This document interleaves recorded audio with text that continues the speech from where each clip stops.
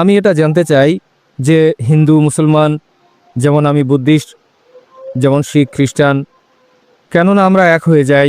কারণ আমি মানবতার সবচেয়ে বড় ধর্ম জানি। ভাই বললেন যে আপনি বুদ্ধিস্ট, আর জিজ্ঞেস করলেন যে কেন আমরা হিন্দু মুসলিম শিখ খ্রিস্টান বুদ্ধিস্ট এক হই না। ভাই সাহেব, আমি কখনোই বলিনি যে হিন্দু মুসলিম শিখ খ্রিস্টান সবাই এক কিংবা পার্থক্য আছে। আসসালামু আলাইকুম রহমতুল্লাহ বরাকাতুহু। দর্শক বিন্দু, আপনারা সবাই কেমন আছেন? আশা করি সবাই অনেকে খুবই ভালো আছেন। আপনাদের এই চ্যানেলে সবাইকে স্বাগতম রইল।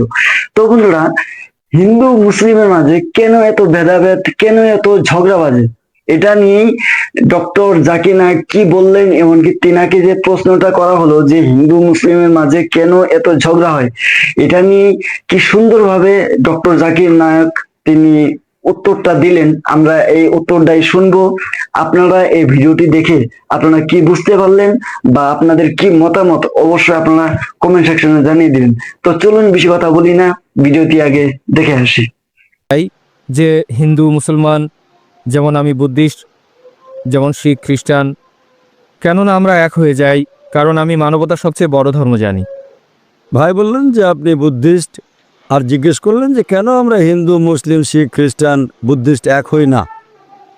ভাই সাহেব, আমি কখনোই বলিনি যে হিন্দু মুসলিম শিখ খ্রিস্টান সবাই এক কিংবা পার্থক্য আছে। কোরআন মজিদে পরিষ্কারভাবে লেখা আছে যে আল্লাহ সুবহানাহু ওয়া তাআলা বলেন, সূরা হুজুরাত সূরা নম্বর 49 আয়াত নম্বর 13, يا أيها الناس إنا خلقناكم من ذكر وأنثى وجعلناكم شعوبا وقبائل لتعارفوا إن أكرمكم عند الله أتقاكم إن الله عليم خبير।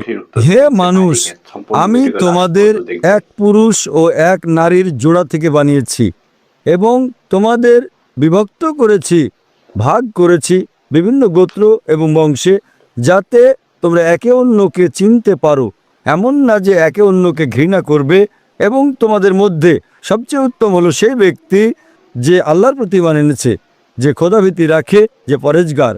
কোরআন মাজিদে স্পষ্টভাবে বলা হয়েছে যে সকল মানুষ এক। আল্লাহ সুবহানাহু ওয়া তাআলা মানুষকে বড় কিংবা ছোট বানান নাই, আর্থিক দিক দিয়ে, লিঙ্গের দিক দিয়ে, বর্ণের দিক দিয়ে, জন্মগতভাবে। কিন্তু বলা হয়েছে সবচেয়ে উত্তম হলো সেই ব্যক্তি যার রয়েছে তাকওয়া, যে ফরেজগার। আমরা মানি যে সমগ্র মানব জাতি এক পুরুষ ও এক নারীর জোড়া থেকে সৃষ্টি হয়েছে। আমাদের পরপর একদম প্রথম দাদা দাদি এক ছিলেন। তো ওই দিক থেকে তো আমরা আত্মীয়, যাকে আমরা বলি চির ভ্রাতৃত্ব। আমরা ভাই বোন, আর আমরা চাই যে পরস্পরে একতা হয়ে আমরা, যদি যিনি আমাদের মালিক, আমাদের সৃষ্টিকর্তা, আমি শুধু এটা বলি যে আমরা কমপক্ষে মেনে নেই যে কমপক্ষে একটা গ্রন্থ হচ্ছে খোদার গ্রন্থ। কোনো মুসলিম বা অমুসলিমের বিন্দুমাত্র সন্দেহ থাকবে না এটা মানতে যে কমপক্ষে একটা গ্রন্থ আল্লাহর পক্ষ থেকে।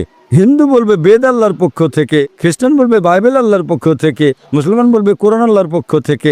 এই জন্য আমি বলি যে বিরোধপূর্ণ বিষয় আছে তা আমরা পরে মীমাংসা করব, সঠিক না ভুল পরে আলোচনা করব। কমপক্ষে যে বিষয়টা একই রকম লেখা আছে এই ধর্মগ্রন্থগুলোতে, কমপক্ষে সেটা তো শতভাগ বাস্তবায়ন করি।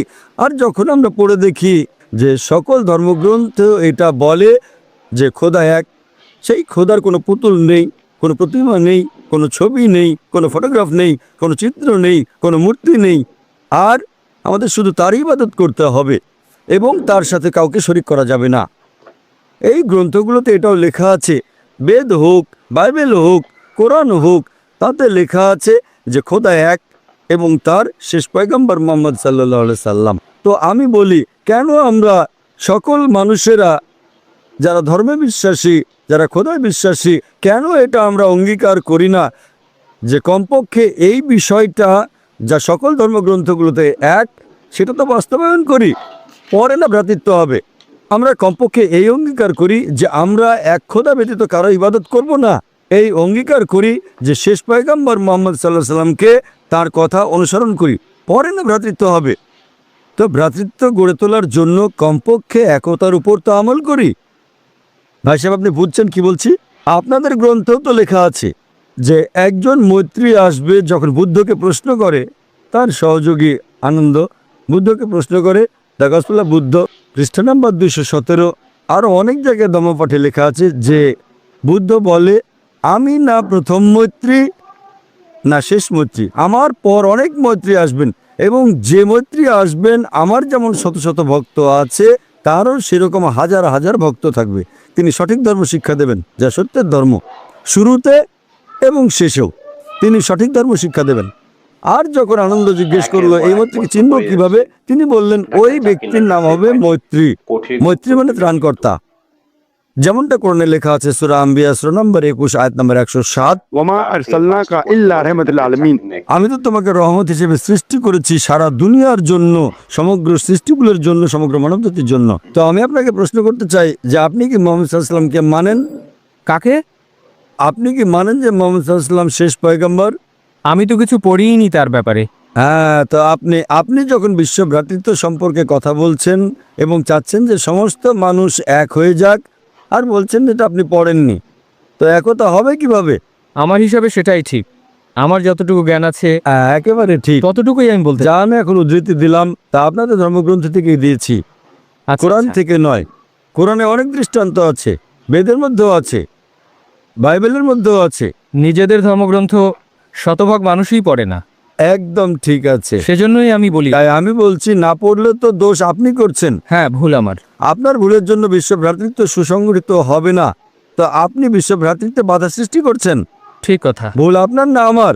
আমার ভুল। আমি আপনার ধর্মগ্রন্থ পড়েছি, ঠিক কথা। হিন্দু ধর্মের, খ্রিস্টান ধর্মের, ভগবদ গীতা, বেদ, ধম্মপাঠ। আমার বন্ধু আমাকে তাই বলেছে যে ডক্টর জাকির সাহেব শুধু ইসলাম ধর্মের অর্থাৎ শুধু কোরআন পড়েন নাই, তিনি সব পড়েছেন। আমার পিছনে বসে আছেন এখনো, তাকে দরকার তো আমি মাইকে ডাকতে পারি।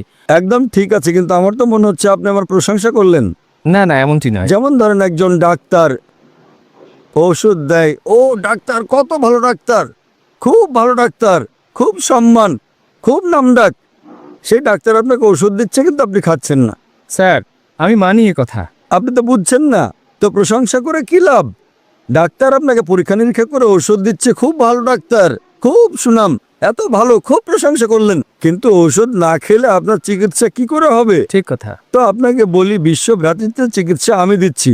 আপনি মানেন যে খোদা এক এবং সেই খোদা ছাড়া কোনো মাবুদ নেই, তাকে ছাড়া আর কারো ইবাদত করা যাবে না, এবং মানেন যে শেষ পয়গম্বর মুহাম্মদ সাল্লাল্লাহু আলাইহি সাল্লাম। তো এটাই চিকিৎসার শুরু আপনার। আপনি তো চান আপনার চিকিৎসা এবং বাকি মানুষের চিকিৎসা হোক। আমার আরও একটি ভুল ধারণা দূর করে দিন। হ্যাঁ, ইনশাল্লাহ, একটা নয় দুটো দূর করে দেবো। 18 বছর আগে জি হ্যাঁ। যখন দ্বন্দ্ব হয়েছিল হিন্দু মুসলিম, আচ্ছা, এমন কেন হলো? হিন্দু মুসলমান দ্বন্দ্ব কেন হয়? একদম। হিন্দু খ্রিস্টান বা শিখ মুসলিম এমনটা কেন হয় না? যদি আমি আপনার প্রশ্নের উত্তর দেই তো তাহলে আমার জানা থাকবে। জানা থাকবে, কিন্তু আমার উপদেশ তো আপনি অনুসরণ করবেন নাকি ফিরে গিয়ে আবার ওষুধ ফেলে দেবেন? না না, অনুসরণ করব। আর আপনি একদম ঠিক বললেন যে হিন্দু মুসলিম কেন দ্বন্দ্ব হয়। আপনি যদি আমার আলোচনা দেখে থাকেন, যার আলোচ্য বিষয় ছিল Is terrorism a Muslim monopoly? সন্ত্রাস কি মুসলিমদের একচেটিয়া সম্পদ, তাতে আমি এটা প্রমাণ করেছি যে যারা অপবাদ লাগায় যে মুসলিমরা সন্ত্রাসী, তারা একেবারে ভুল। কিছু লোকে হয়তো অন্যায় কাজ করেছে, এটা প্রমাণ করেছি যে আপনি 100-200 বছর আগে দেখবেন, কয়েকশো বছর আগে মুসলিমরা আসলে খুব কম সন্ত্রাসী হামলা করেছে, সব করেছে অমুসলিমরা। কিন্তু আমি এই আলোচনায় বলেছি যে সন্ত্রাস যা আছে, এই সন্ত্রাসী ব্যবসা হচ্ছে রাজনীতিবিদদের। কেন? কারণ রাজনীতিবিদরা চায় ভোট ব্যাংক, তারা ভোট ব্যাংক চায়। যদি আমি ভোট চাই তাহলে আমি কি করব? এমন একটা পরিবেশ সৃষ্টি করব যাতে ভোট ভাগ হয়। আপনারা জানেন কত হাঙ্গামা হয়েছে বোম্বেতে, গুজরাটে, বাবরি মসজিদের। আমার মতে এই হাঙ্গামার কোনো প্রয়োজনই নেই। আমার মতে মুসলমানরা সাধারণত এই দেশে, মুসলমান এবং হিন্দু আলহামদুলিল্লাহ সুম্মা আলহামদুলিল্লাহ সুখে শান্তিতে বসবাস করতে পারে, করছিল, করছে। কিন্তু এই যে রাজনীতিবিদ, তারা চায় ভোট ব্যাংক, এবং ভোট ব্যাংকের জন্য তারা যে কাউকে বিক্রি করতে পারে, নিজের ধর্মকেও নিজের খোদাকেও। এই কথা ঠিক। যে কোনো রাজনীতিবিদ যে কোনো ধর্মের সব কিছু বেচতে পারে, কিছু হয়তো ছাড় দিতে পারে, 5% সিট যাচ্ছে সব বিক্রি করে দেবে। এবং আপনারা দেখেছেন এই দেশে, হিন্দুস্তানে সবচেয়ে বেশি যদি ধর্ম বিষয়ক কোনো হাঙ্গামা হয় তা হিন্দুস্তানে হয়েছে। কেন? কেননা 60 বছর আগে ব্রিটিশ ইংরেজরা এই দেশে রাজত্ব করত। সেটা কিভাবে? তাদের একটা নীতি ছিল divide and rule. Divide and rule, ইংরেজ তো চলে গেছে কিন্তু তাদের নীতিটা এখানে রেখে গেছে। আমাদের হিন্দুস্তানের রাজনীতিবিদগণ ওই নীতি অবলম্বন করছেন, ডিভাইড অ্যান্ড রুল। ভাগ করো, ভোট ব্যাংক অর্জন করো এবং শাসন করো। এই বাবরি মসজিদের ইস্যু ছিলই না। কি ইস্যু ছিল?